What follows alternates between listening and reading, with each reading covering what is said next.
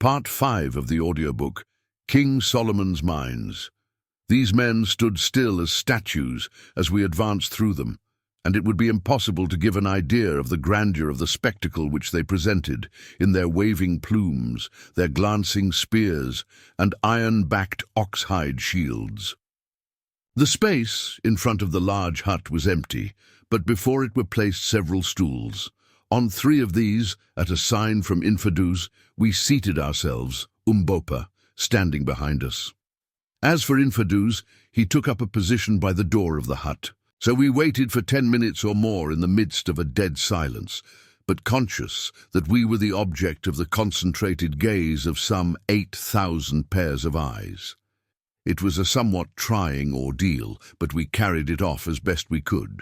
At length the door of the hut opened, and a gigantic figure with a splendid tiger-skin kaross flung over its shoulders stepped out, followed by the boy Scragger and what appeared to us to be a withered-up monkey wrapped in a fur cloak.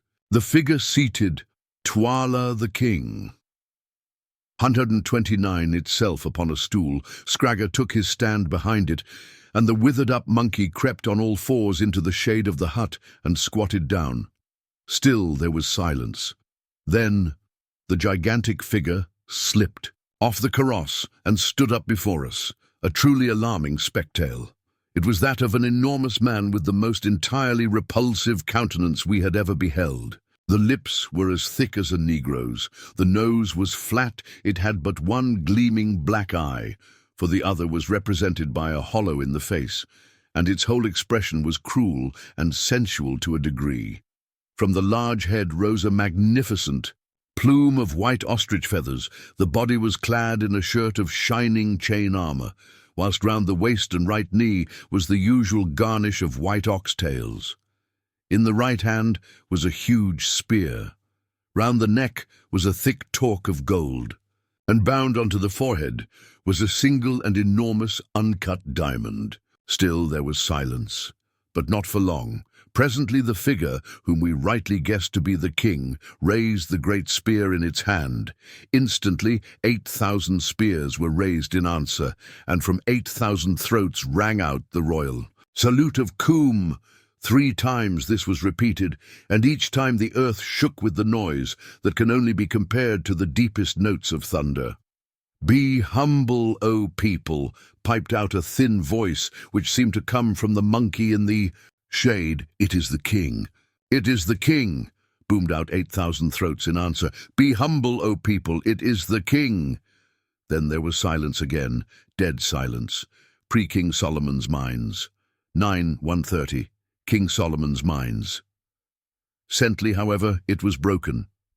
A soldier on our left dropped his shield, which fell with a clatter on the limestone flooring. Twala turned his one cold eye in the direction of the noise. "Come hither, thou," he said in a voice of thunder. A fine young man stepped out of the ranks and stood before him. "It was thy shield that fell, thou awkward dog. Wilt thou make me a reproach in the eyes of strangers from the stars? What hast thou to say?" And then we saw the poor fellow turn pale under his dusky skin. "It was by chance, O calf of the black cow," he murmured. "Then it is a chance for which thou must pay. Thou hast made me foolish. Prepare for death." "I am the king's ox," was the low answer. "Scragger," roared the king, "let me see how thou canst use thy spear. Kill me this awkward dog." Scragger stepped forward with an ill-favoured grin and lifted his spear. The poor victim covered his eyes with his hand and stood still. As for us, we were petrified with horror. Once, twice, he waved the spear and then struck our God right home. The spear stood out a foot behind the soldier's back. He flung up his hands and dropped dead. From the multitude around rose something like a murmur. It rolled round and died away. The tragedy was finished. There lay the corpse, and we had not yet realized that it had been enacted. Sir Henry sprang up and swore a great oath. "Twala the king," 131. Then, overpowered by the sense of silence, sat down again. "The thrust was a good one," said the king. "Take him away." 4 men stepped out of the ranks, and lifting the body of the murdered man, carried it away. "Cover up the bloodstains! Cover them up!" piped out the thin voice from the monkey-like figure. "The king's word is spoken. The king's doom is done." Thereupon a girl came forward from behind the hut, bearing a jar filled with powdered lime, which she scattered over the red mark, blotting it from sight. Sir Henry, meanwhile, was boiling with rage at what had happened. Indeed, it was with difficulty that we could keep him still. "Sit down, for heaven's sake," I whispered. "Our lives depend on it." He yielded and remained quiet. Twala sat still until the traces of the tragedy had been removed. Then he addressed us. "White people," he said, "who come hither whence I—" "A greeting, Twala, king of the Kukuanas," I answered. "White people, whence come ye, and what seek ye?" "We come from the stars. Ask us not how. We come to see this land." "Ye come from far to see a little thing, and that man with ye," pointing to Umbopa. "Does he too come from the stars? Even so, there are people of thy colour in the heavens above. But ask not of matters too high for thee, Twala, the king." 9:132, King Solomon's Mines. "Ye speak with a loud voice, people of the stars," Twala answered in a tone which I scarcely liked. "Remember that the stars are far off, and ye are here. How if I make ye as him whom they bear away?" I laughed out loud, though there was little laughter in my heart. "O king," I said, "be careful. Walk warily over hot stones, lest thou shouldst burn thy feet. Hold the spear by the handle, lest thou shouldst cut thy hands. Touch but one hair of our heads, and destruction shall come upon thee. What have not these," pointing to Infidus and Scragga, who, young villain that he was employed in cleaning the blood of the soldier off his spear, "told thee what manner of men we are? Hast thou ever seen the like of us?" And I pointed to Good, feeling quite sure that he had never seen anybody before who looked in the least like him as he then appeared. "It is true I have not," said the king. "Have they not told thee how we strike with death from afar?" I went on. "They have told me, but I believe them not. Let me see you kill. Kill me a man among those who stand yonder," and he pointed to the opposite side of the kraal, "and I will believe." "Nay," I answered, "we shed no blood of man except in just punishment. But if thou wilt see, bid thy servants drive in an ox through the kraal gates, and before he has run 20 paces, I will strike him dead." "Nay," laughed the king, "kill me a man, and I will believe." "Good, O king, so be it," I answered coolly. "Do thou walk across the open space, and before thy feet, Twala the king." 133. "Reach the gate, thou shalt be dead. Or if thou wilt not, send thy son Scragga," whom at that moment it would have given me much pleasure to shoot. On hearing this suggestion, Scragga gave a sort of howl and bolted into the hut. Twala frowned majestically. The suggestion did not please him. "Let a young ox be driven in," he said. 2 men at once departed, running swiftly. "Now, Sir Henry," said I, "do you shoot. I want to show this ruffian that I'm not the only magician of the party." Sir Henry accordingly took the express and made ready. "I hope I shall make a good shot," he groaned. "You must," I answered. "If you miss with the first barrel, let him have the second. Sight for 150 yards, and wait till the beast turns broadside on." Then came a pause, till presently we caught sight of an ox running straight for the kraal gate. It came on through the gate, and then, catching sight of the vast concourse of people, stopped stupidly, turned round and bellowed. "Now's your time," I whispered. Up went the rifle. Bang! Thud! And the ox was kicking on his back, shot in the ribs. The semi-hollow bullet had done its work well, and a sigh of astonishment went up from the assembled thousands. I turned coolly round. "Have I lied, O king?" "Nay, white man, it is a truth," was the somewhat awed answer. 134 King Solomon's Mines. "Listen, Twala," I went on. "Thou hast seen. Now know we come in peace, not in war. See here." And I held up the Winchester repeater. Here is a hollow staff that shall enable you to kill even as we kill. Only this charm I lay upon it, thou shalt kill no man with it. If thou liftest it against a man, it shall kill thee. Stay, I will show thee. Bid a man step 40 paces and place the shaft of a spear in the ground so that the flat blade looks towards us. In a few seconds it was done. Now see, I will break the spear. Taking a careful sight, I fired. The bullet struck the flat of the spear and broke the blade into fragments. Again, the sigh of astonishment went up. Now, Twala, handing him the rifle. This magic tube we give to thee, and by I will show thee how to use it. But beware how thou usest the magic of the stars against a man of earth. And I handed him the rifle. He took it very gingerly and laid it down at his feet. As he did so, I observed the wizened, monkey-like figure creeping up from the shadow of the hut. It crept on all fours, but when it reached the place where the king sat, it rose upon its feet, and throwing the furry covering off its face, revealed a most extraordinary and weird countenance. It was, apparently, that of a woman of great age, so shrunken that in size it was no larger than that of a year-old child, and was made up of a collection of deep yellow wrinkles. Set in the wrinkles was a sunken slit that represented the mouth, beneath which the chin curved outwards to a point. There was no nose to speak of. Indeed, the whole countenance might have been Twala the king. 135 taken for that of a sun-dried corpse, had it not been for a pair of large black eyes, still full of fire and intelligence, which gleamed and played under the snow-white eyebrows, and the projecting parchment-coloured skull like jewels in a charnel house. As for the skull itself, it was perfectly bare and yellow in hue, while its wrinkled scalp moved and contracted like the hood of a cobra. The figure to whom this fearful countenance, which caused a shiver of fear to pass through us as we gazed on it, belonged, stood still for a moment, and then suddenly projected a skinny claw armed with nails nearly an inch long, and laid it on the shoulder of Twala the king, and began to speak in a thin, piercing voice. Listen, O king! Listen, O people! Listen, O mountains and plains, and rivers, home of the Kukuana race!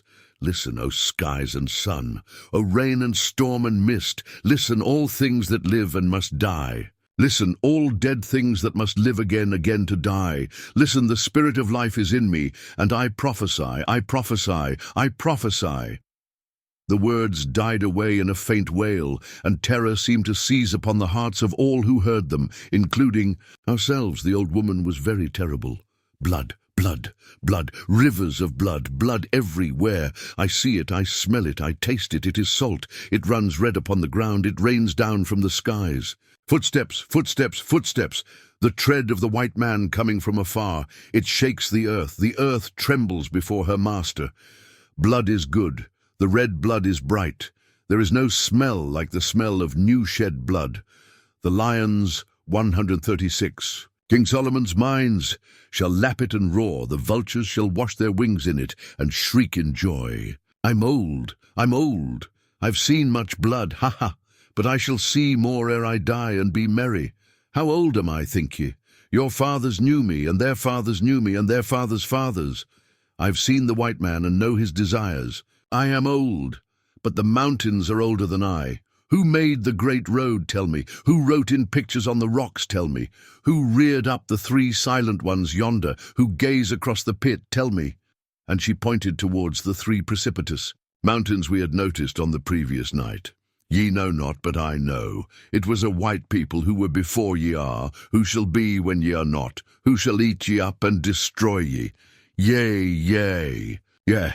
And what came they for? The white ones, the terrible ones, the skilled in magic and all learning, the strong, the unswerving.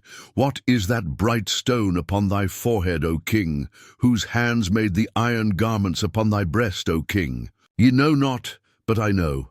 I the old one, I the wise one, I the Isanusi, witch doctress. Then she turned her bald vulture head towards us.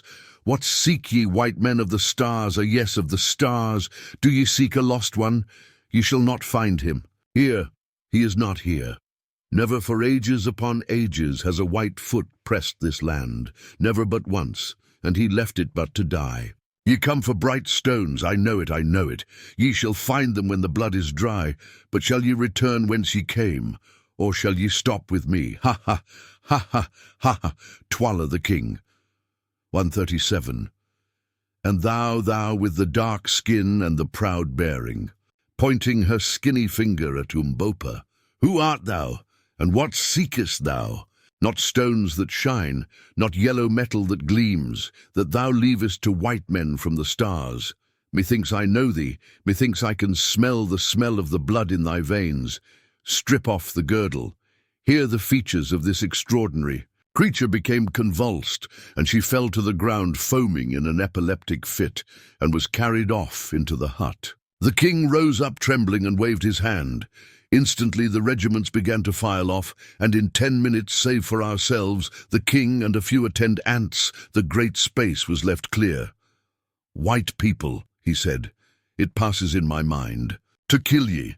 Gagool has spoken strange words. What say ye? I laughed. Be careful, O king, we are not easy to slay. Thou hast seen the fate of the ox. Wouldst thou be as the ox? The king frowned. It is not well to threaten a king. We threaten not, we speak what is true. Try to kill us, O king, and learn. The great man put his hand to his forehead. Go in peace, he said at length. Tonight is the great dance, ye shall see it. Fear not that I shall set a snare for ye, tomorrow I shall think. It is well, O king, I answered unconcernedly, and then, accompanied by Infidus, we rose and went back to our kraal. 138. King Solomon's Mines. Chapter Dick. The Witch Hunt. On reaching our hut, I motioned to Infidus to enter with us. Now, Infidus, I said, we would speak with thee. Let my lord say on. It seems to us, Infidus, that Twala, the king, is a cruel man. It is so, my lords. Alas, the land cries out with his cruelties. Tonight ye will see. It is the great witch hunt, and many will be smelt out as wizards and slain. No man's life is safe. If the king covets a man's cattle, or a man's life, or if he fears a man that he should excite a rebellion against him, then Gagool, whom ye saw, or some of the witch-finding women whom she has taught, will smell that man out as a wizard, and he will be killed. Many will die before the moon grows pale tonight. It is ever so. Perhaps I too shall be killed. As yet I have been spared, because I am skilled in war and beloved by the soldiers, but I know not how long I shall live. The land groans at the cruelties of Twala, the king. It is wearied of him and his red ways. Then why is it, Infidus, that the people do not cast him down? Nay, my lords, he is the king, and if he were killed, Scragga would reign in his place, and the heart of Scragga is blacker than the heart of Twala, the witch hunt. 139. Father. If Scragga were king, the yoke upon our neck would be heavier than the yoke of Twala. If Imotu had never been slain, or if Ignosi, his son, had lived, it had been otherwise. But they are both dead. How know you that Ignosi is dead? Said a voice behind us. We looked round with astonishment to see who spoke. It was Umbopa. What meanest thou, boy? Asked Infidus. Who told thee to speak? Listen, Infidus, was the answer, and I will tell thee a story. Years ago the king Imotu was killed in this country, and his wife fled with the boy Ignosi. Is it not so? It is so. It was said that the woman and the boy died upon the mountains. Is it not so? It is even so. Well, it came to pass that the mother and the boy Ignosi did not die. They crossed the mountains and were led by a tribe of wandering desert men across the sands beyond, till at last they came to water and grass and trees again. How knowest thou that? Listen, They travelled on, many months' journey, till they reached a land where a people called the Amazulu, who too are of the Kukuana stock, live by war, and with them they tarried many years, till at length the mother died. Then the son, Ignosi, again became a wanderer, and went on into a land of wonders where white people live, and for many more years learned the wisdom of the white people. "It is a pretty story," said Infadus incredulously. "For many years he lived there working as a Sir 140 King Solomon's mines, Vant, and a soldier, but holding in his heart all that his mother had told him of his own place, and casting about in his mind to find how he might get back there to see his own people and his father's house before he died. For many years he lived and waited, and at last the time came, as it ever comes to him who can wait for it, and he met some white men who would seek this unknown land, and joined himself to them. The white men started and journeyed on, seeking for one who is lost. They crossed the burning desert, they crossed the snow-clad mountains, and reached the land of the Kukuanas, and there they met thee, O Infadus. Surely thou art mad. To talk thus, said the astonished old soldier. Thou thinkest so. See, I will show thee, O my uncle. I'm Ignosi, rightful king of the Kukuanas. Then with a single movement he slipped off the mucha, or girdle, round his middle, and stood naked before us. Look, he said, what is this? And he pointed to the mark of a great snake tattooed in blue round his middle, its tail disappearing. In its open mouth, just above where the thighs are set into the body. Infadus looked, his eyes starting nearly out of his head, and then fell upon his knees. "Coom, Coom," he ejaculated, "it is my brother's son, it is the king." "Did I not tell thee so, my uncle? Rise, I am not yet the king, but with thy help, and with the help of these brave white men who are my friends, I shall be. But the old woman Gagul was right, the land shall the witch hunt. 141 run with blood first, and hers shall run with it, for she killed my father with her words, and drove my mother forth. And now, Infadus, choose thou. Wilt thou put thy hands between my hands and be my man? Wilt thou share the dangers that lie before me, and help me to overthrow this tyrant and murderer, or wilt thou not? Choose thou." The old man put his hand to his head and thought. Then he rose, and advancing to where Umbopa, or rather Ignosi, stood, knelt before him and took his hand. "Ignosi, rightful king of the Kukuanas, I put my hand between thy hands, and am thy man till death. When thou wast a babe, I dandled thee upon my knee. Now shall my old arm strike for thee and freedom. It is well, Infadus. If I conquer, thou shalt be the greatest man in the kingdom after the king. If I fail, thou canst only die, and death is not far off for thee. Rise, my uncle. And ye, white men, will ye help me? What have I to offer ye?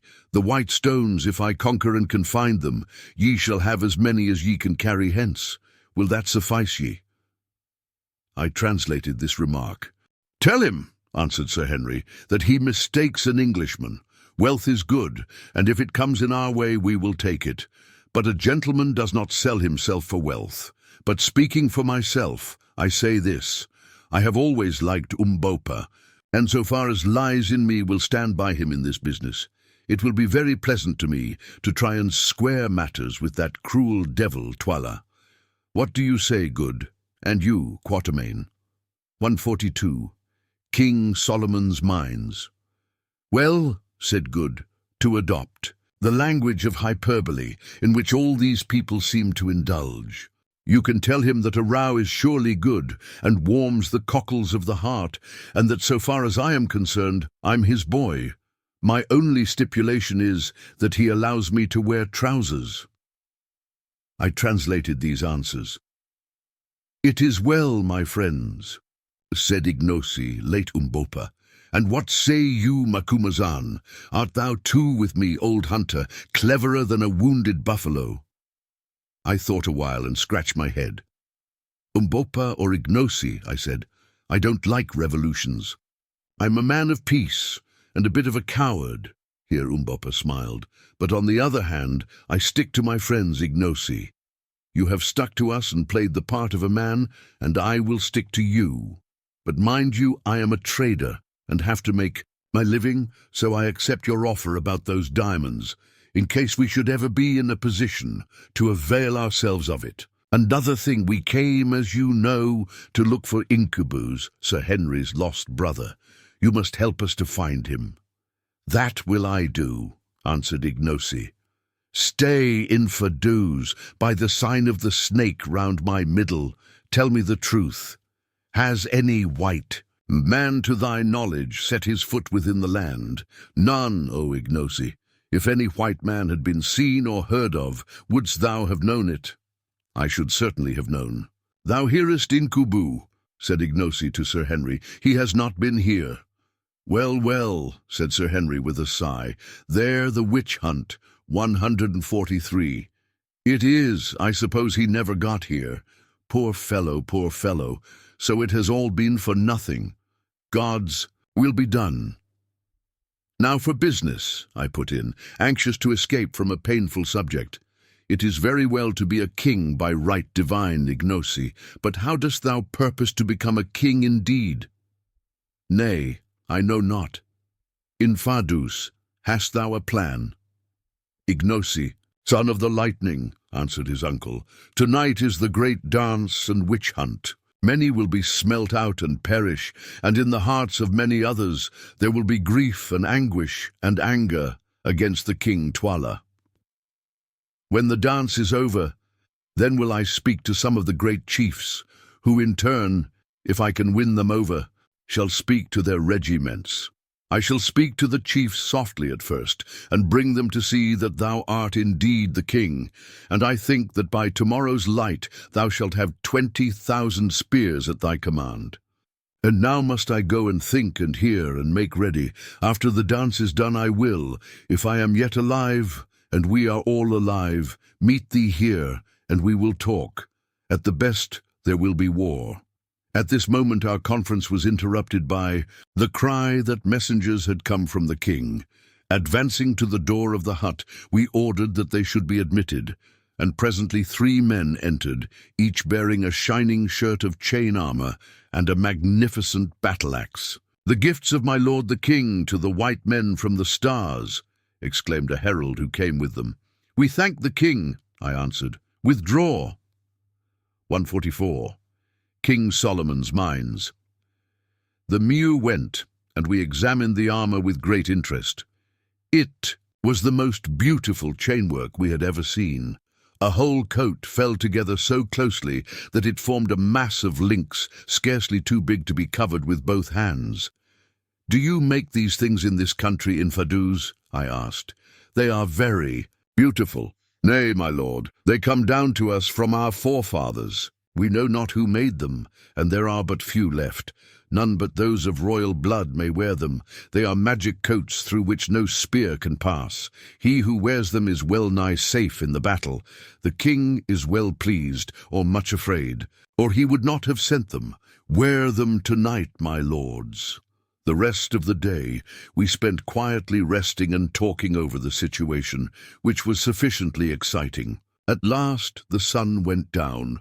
The 1,000 watchfires glowed out, and through the darkness we heard the tramp of many feet and the clashing of hundreds of spears as the regiments passed to their appointed places to be ready for the great dance. About 10 the full moon came up in splendor, and as we stood watching her ascent, Infidus arrived clad in full war toggery and accompanied by a guard of 20 men to escort us to the dance. We had already, as he recommended, donned the shirts of chain armor which the king had sent us, putting them on under our ordinary clothing, and finding to our surprise that they were neither very heavy nor uncomfortable.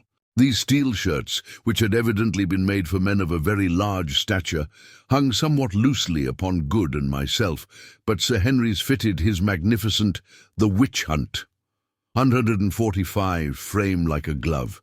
Then strapping our revolvers round our waists, and taking the battle-axes which the king had sent with the armor in our hands, we started. On arriving at the great kraal, where we had that morning been interviewed by the king, we found that it was closely packed with some 20,000 men arranged in regiments round it. The regiments were in turn divided into companies, and between each company was a little path to allow free passage to the witch-finders to pass up and down. Anything more imposing than the sight that was presented by this vast and orderly concourse. Of armed men it is impossible for one to conceive. There they stood perfectly silent, and the moonlight poured its light upon the forest of their raised spears, upon their majestic forms, waving plumes, and the harmonious shading of their various-coloured shields. Wherever we looked was line upon line of set faces surmounted by range upon range of glittering spears.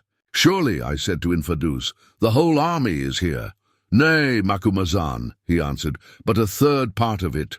1/3 part is present at this dance each year, another third part is mustered outside in case there should be trouble when the killing begins. 10,000 more garrison the outposts round Loo, and the rest watch at the kraals in the country. Thou seest it is a very great people." "They are very silent," said Good. And indeed the intense stillness among such a vast concourse of living men was almost overpowering. "What says Bhugwan?" asked Infidus. "King Solomon's Mines. 10:146, King Solomon's Mines." I translated, "Those over whom the shadow of death is hovering are silent," he answered grimly. "Will many be killed?" "Very many." "It seems," I said to the others, "that we are going to assist at a gladiatorial show arranged regardless of expense." Sir Henry shivered, and Good said that he wished that we could get out of it. "Tell me," I asked Infidus, "are we in danger?" "I know not, my lords, I trust not, but do not seem afraid. If ye live through the night, all may go well." The soldiers murmur against the king.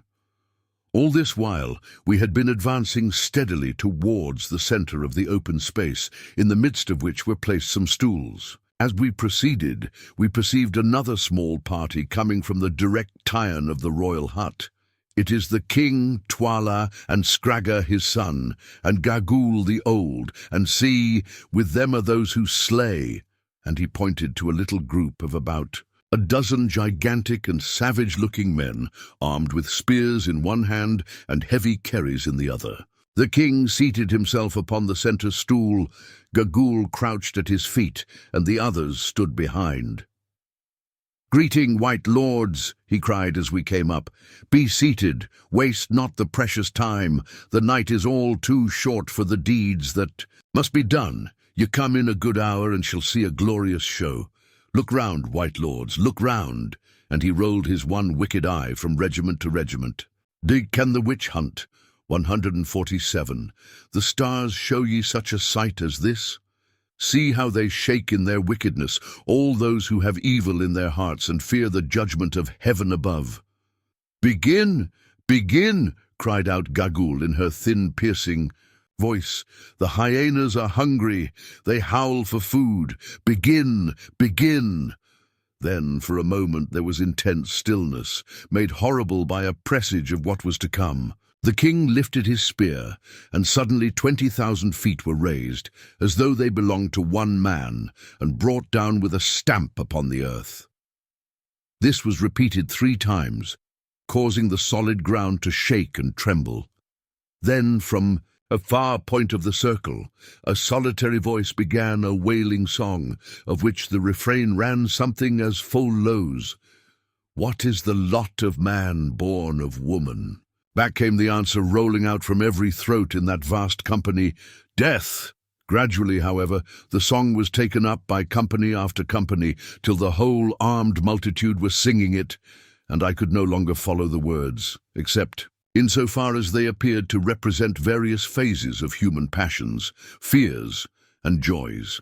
Now it seemed to be a love song, now a majestic swelling war chant, and last of all, a death dirge ending suddenly in one heartbreaking wail that went echoing and rolling away in a volume of blood-curdling sound. Again, the silence fell upon the place, and again it was broken by the king lifting up his hand.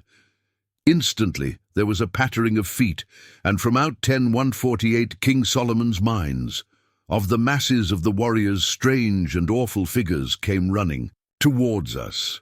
As they drew near, we saw that they were those of women, most of them aged, for their white hair, ornamented with small bladders taken from fish, streamed out behind them.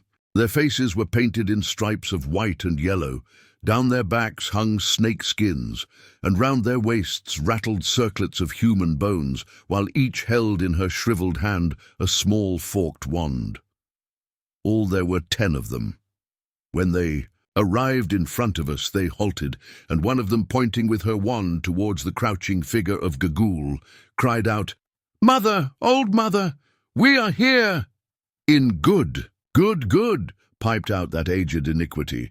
"Are your eyes keen, Isanusis, witch doctresses, ye seers in dark places?" "Mother, they are keen." Good. "Are your ears open, Isanusis, ye who hear words that come not from the tongue?" "Mother, they are open." Good. "Are your senses awake, Isanusis? Can ye smell blood? Can ye purge the land of the wicked ones, who compass evil against the king and against their neighbors?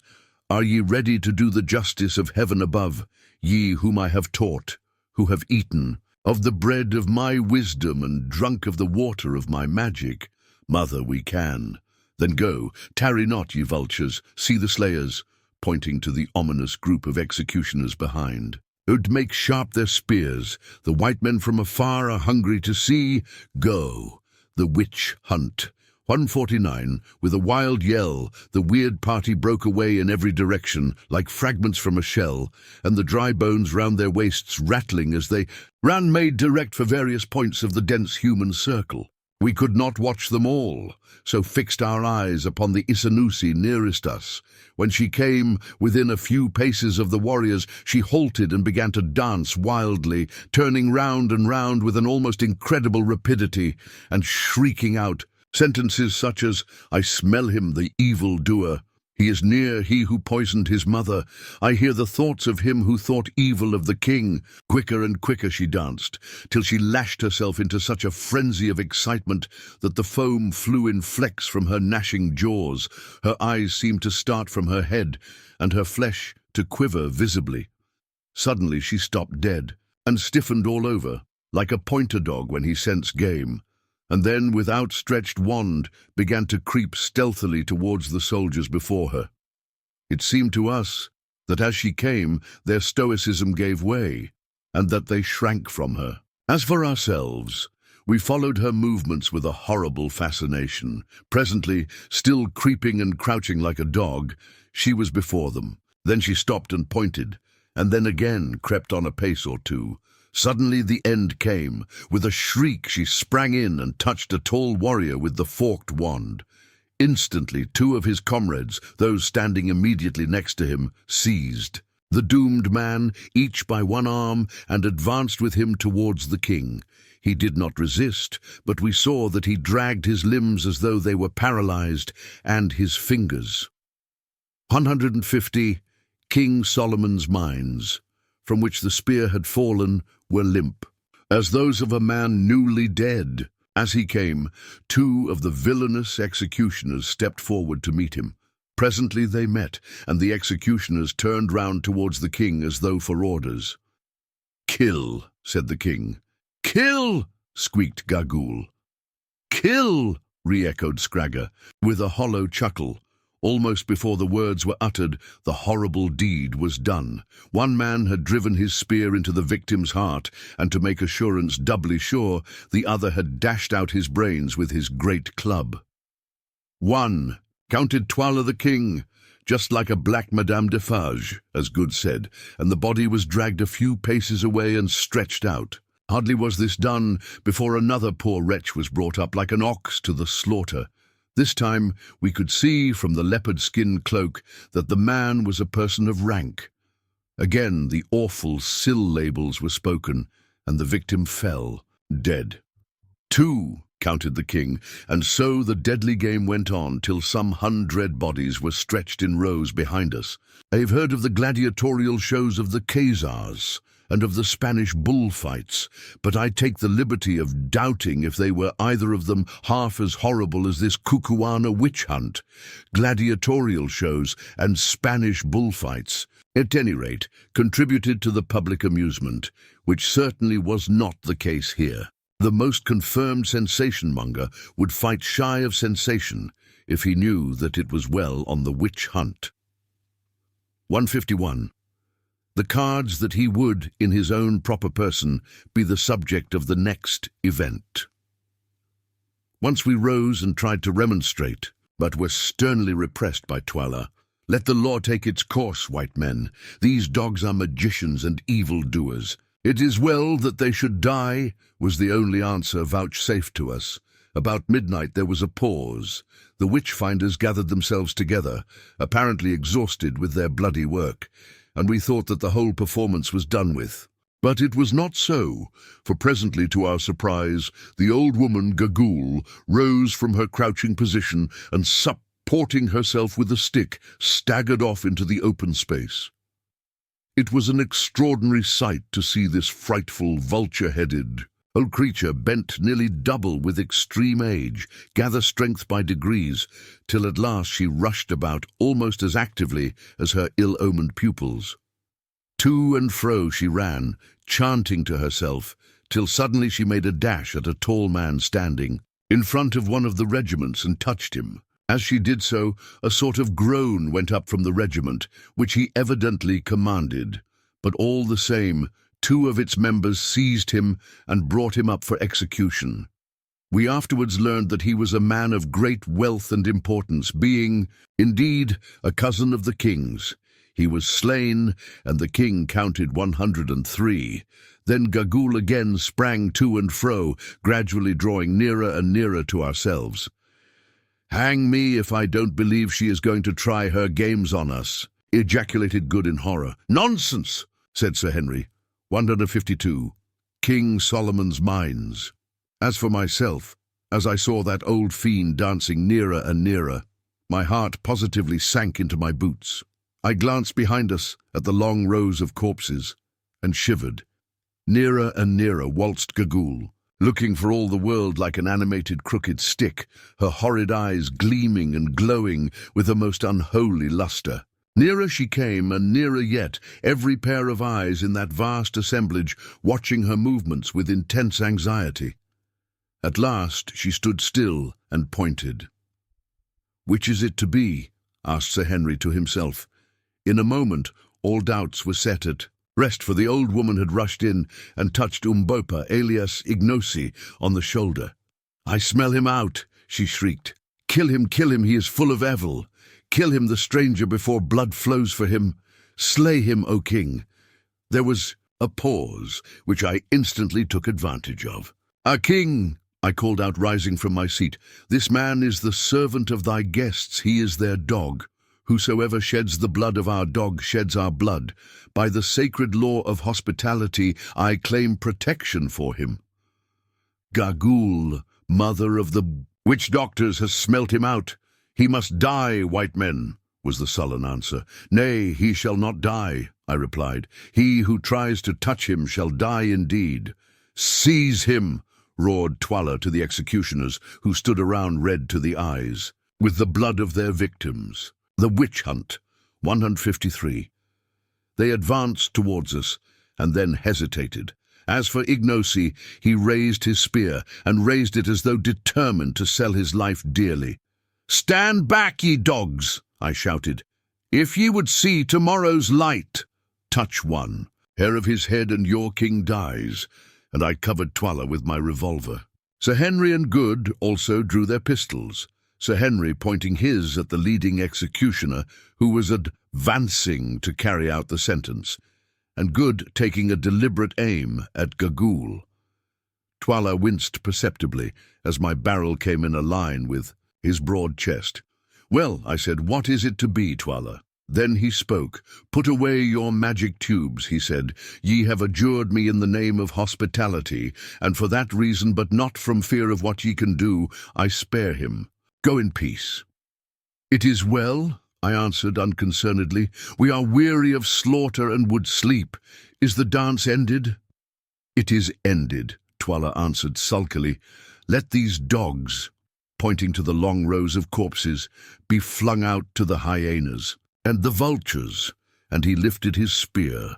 Instantly, the regiments began in perfect silence to defile off through the kraal gateway, a fatigue party only remaining behind to drag away the corpses of those who had been sacrificed. Then we too rose, and making our salam to His Majesty, which he hardly deigned to acknowledge, departed to our kraal.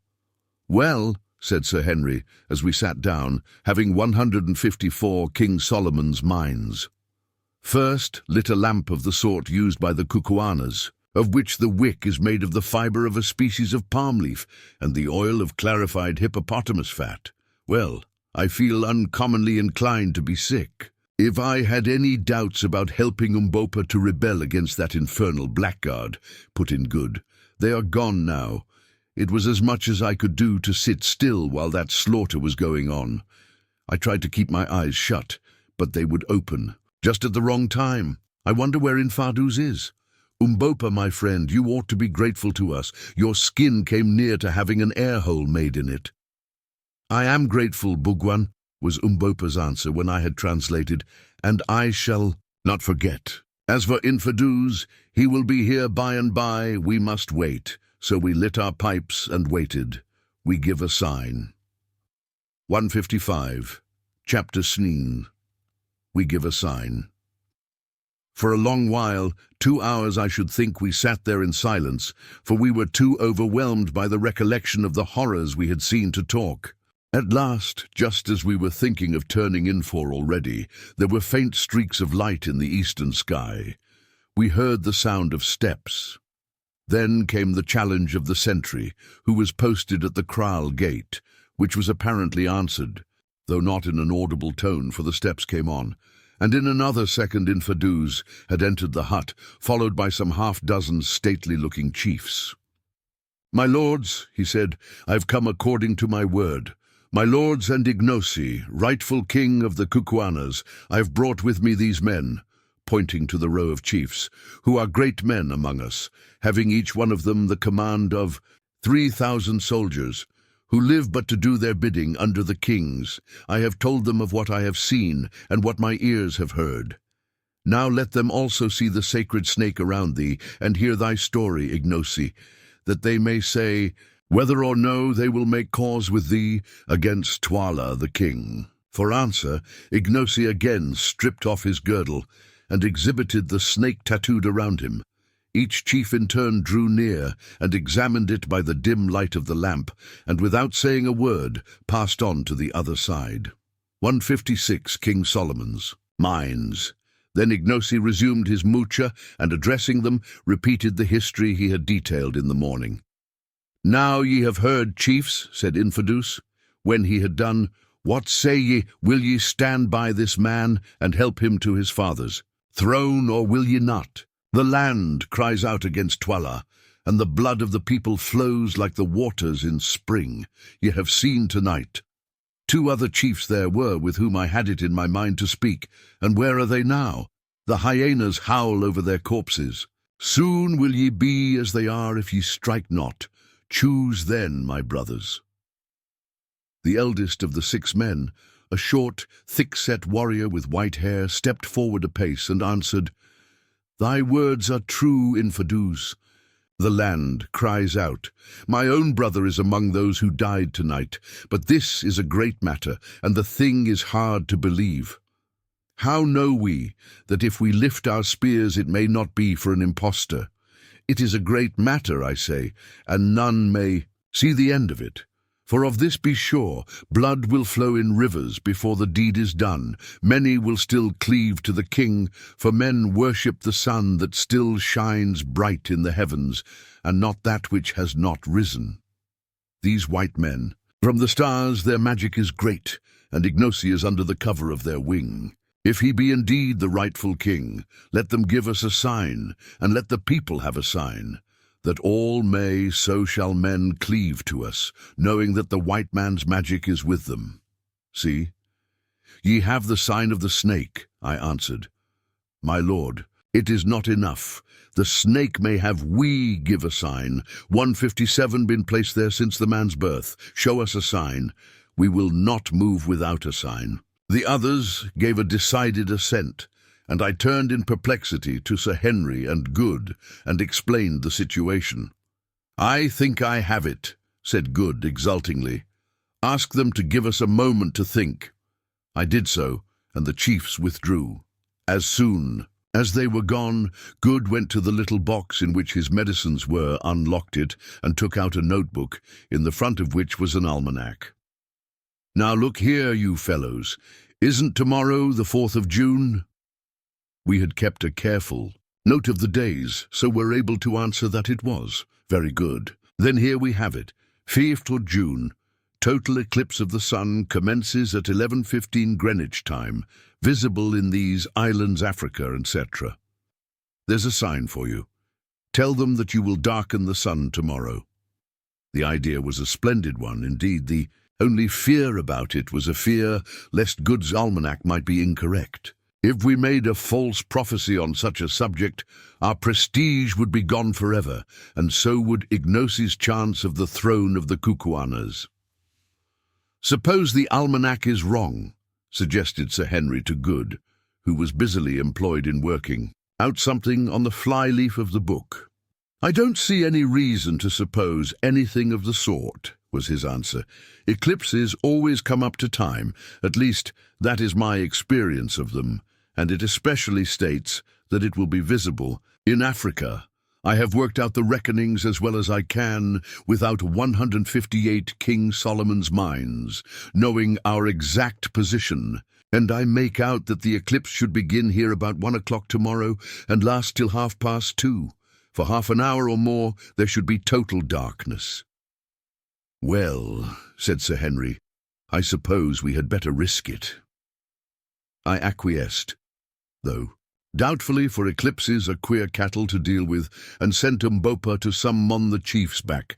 Presently they came, and I addressed them thus. Great men of the Kukuanas, and thou, Infadus, listen. We are not fond of showing our powers, since to do so is to interfere with the course of nature, and plunge the world into fear and confusion.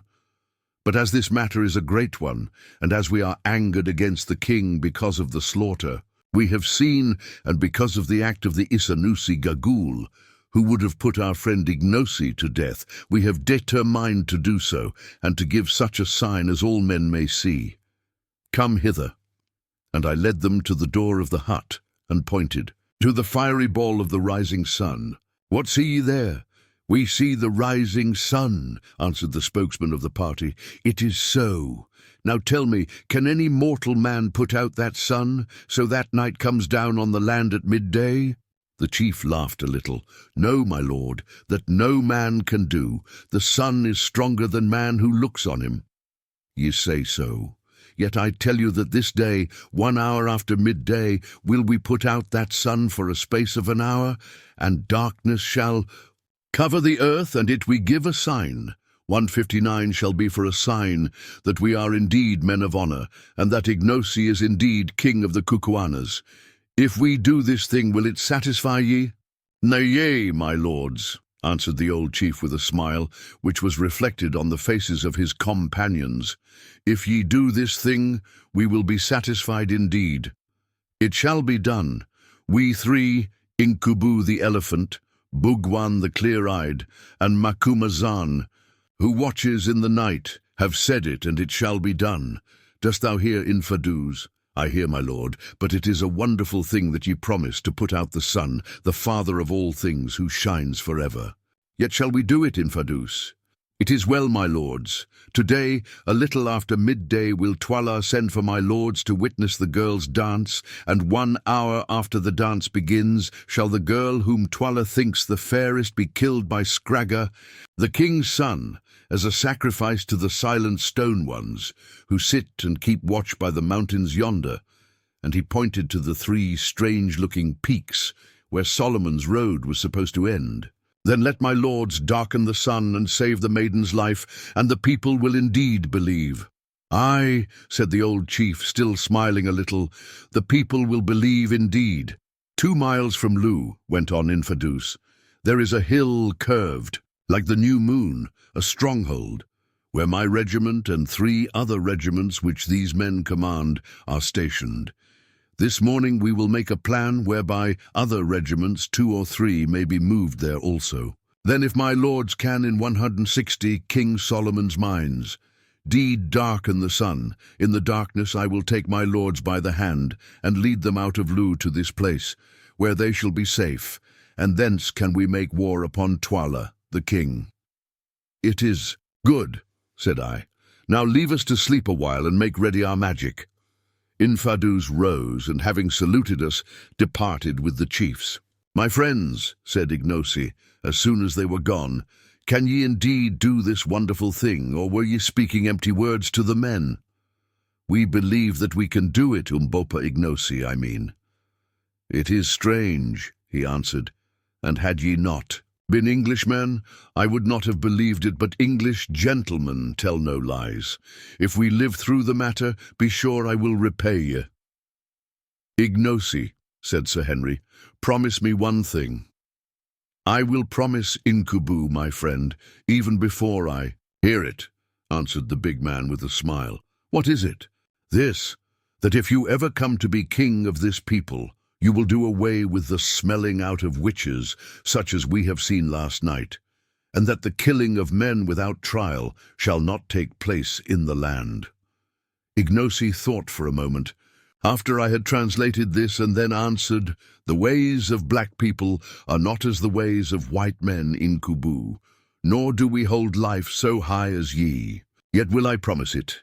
If it be in my power to hold them back, the witch-finders shall hunt no more, nor shall any man die the death without judgment. We give a sign." 161. "That's a bargain then," said Sir Henry, "and now let us get a little rest." Thoroughly wearied out, we were soon sound asleep, and slept till Ignosi woke us about 11 o'clock. Then we got up, washed, and ate a hearty breakfast, not knowing when we should get any more food. After that, we went outside the hut and stared at the sun, which we were distressed to observe presented a remarkably healthy appearance, without a sign of an eclipse anywhere about it. "I hope it will come off," said Sir Henry doubtfully. "False prophets often find themselves in painful positions.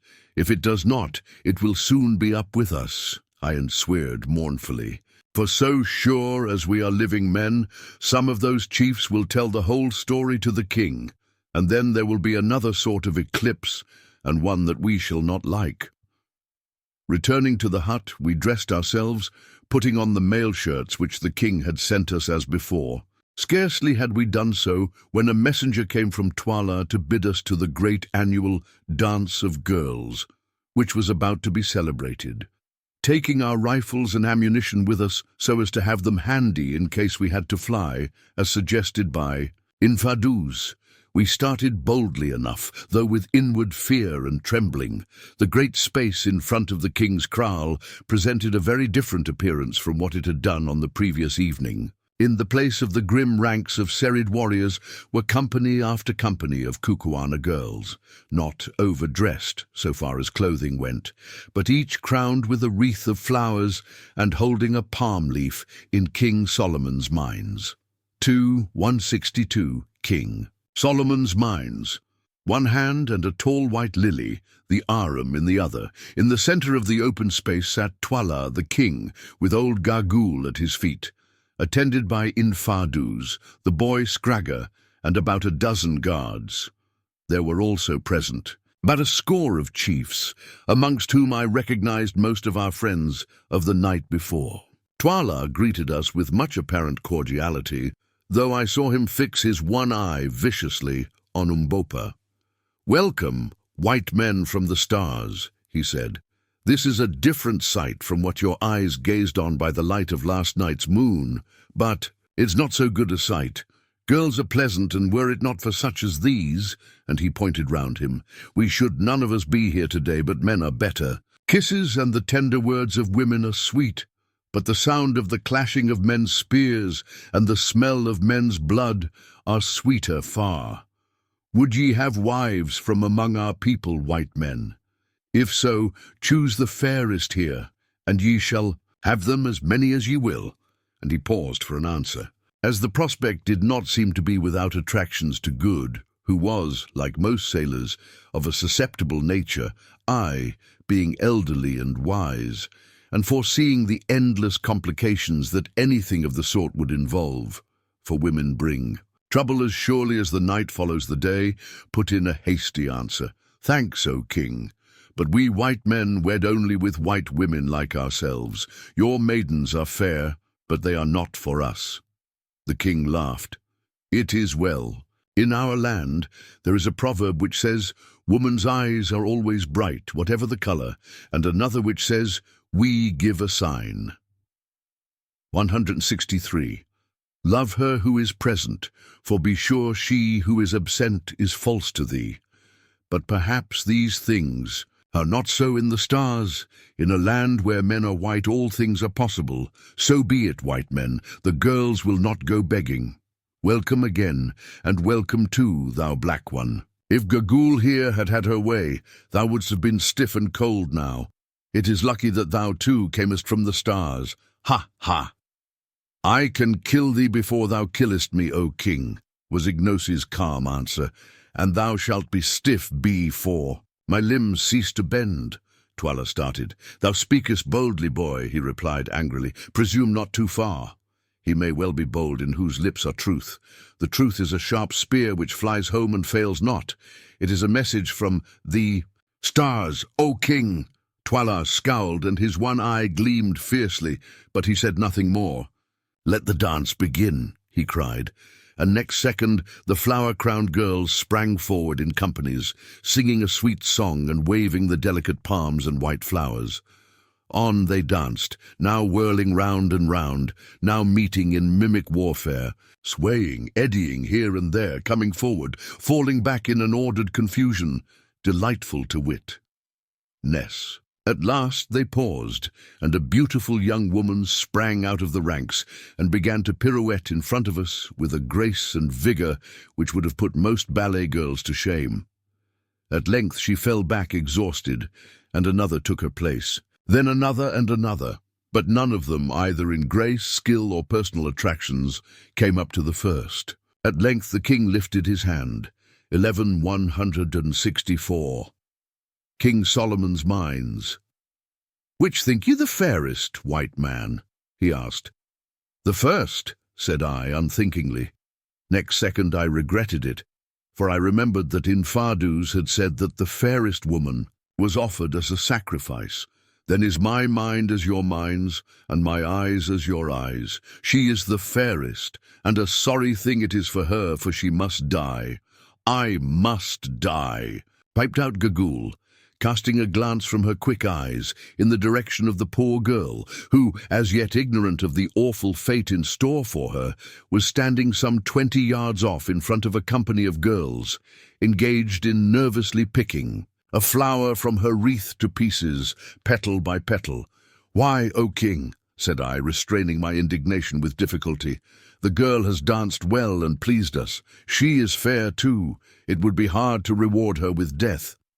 Twala laughed as he answered, "It is our custom, and the figures who sit in stone yonder," and he pointed towards the 3 distant peaks, "must have their due. Did I fail to put the fairest girl to death today, misfortune would fall upon me and my house. Thus runs the prophecy of my people. If the king offer not a sacrifice of a fair girl on the day of the dance of maidens to the old ones who sit and watch on the mountains, then shall he fall and his house. Look ye, white men, my brother who reigned before me offered not the sacrifice. Be cause of the tears of the woman. And he fell, and his house, and I reign in his stead. It is finished. She must die." Then turning to the guards, "Bring her hither, Scragger, make sharp thy spear."